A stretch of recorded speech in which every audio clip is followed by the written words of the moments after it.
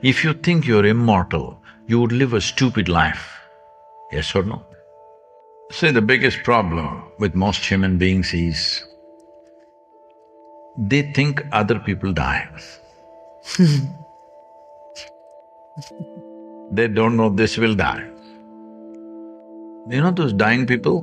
They die. No, you and me die. Right now we can say we're living, or we can say we're dying, actually, it's the same term. Right now we're dying. The process will be complete one day. We hope to kick the can, but we know we're dying. If you know you're dying, everything in your body is speaking this language, it is dying. Doesn't matter how energetic you are, how exuberant you are, still it's dying, isn't it so? If you pay enough attention. So, instead of trying to make a philosophy out of death, you must pay little more attention to the life that you are. Then you know clearly you're dying. And everything in the body is programmed and prepared for that, except your silly mind. And that's what you want to prepare, I understand. But everything in the body, every cell in the body knows it's dying and it's preparing for it. And of course it's trying to buy a little more time. So how do I prepare? See, when it's close, if you try to prepare somebody, they will get paranoid. Because you must understand, everything that you think is me is going to go right now.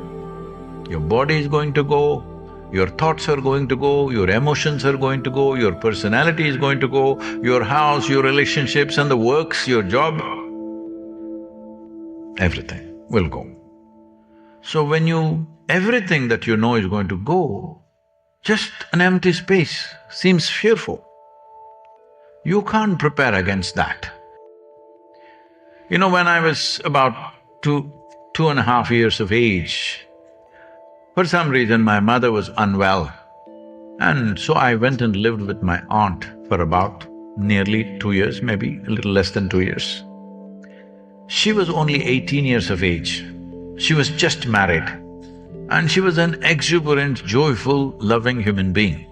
She took me as her own, and not as her child, I became her buddy. So she took care of me well. I was there for nearly 2 years and then I came back, but we maintained that relationship more as a friend than an aunt. Very joyful, exuberant, loving human being. Everything in her life well, her children came and, you know, the usual things, boys went to America, girls got married as they wanted, whatever Indian dream happened. Small aberrations, maybe, but nothing major, everything went well. When she was 69 years of age, she got some tuberculosis in the brain and they said she has just a few months left. She lost it. It was so painful to see her, such a joyful, exuberant human being, suddenly she lost it completely. And then she passed on like that. Then I saw, this is what spiritual process means. That means something beyond your physical and psychological space, there is another little space. Once you have this little thing, suddenly losing the body, losing the mind is not such a big issue. You have a place to stand. If you don't have that, then suddenly everything looks like hopeless, just threatening. So, this needs to happen. As a part of this, we started in southern India what is called as one-drop spirituality. Everybody must have at least one drop spirituality. They don't have to become, enlightened and knowledgeable and stuff. At least one drop, something more than the body must be with you always. If that is not there, when the time to lose this comes, you become desperate and it's natural. So this is very important.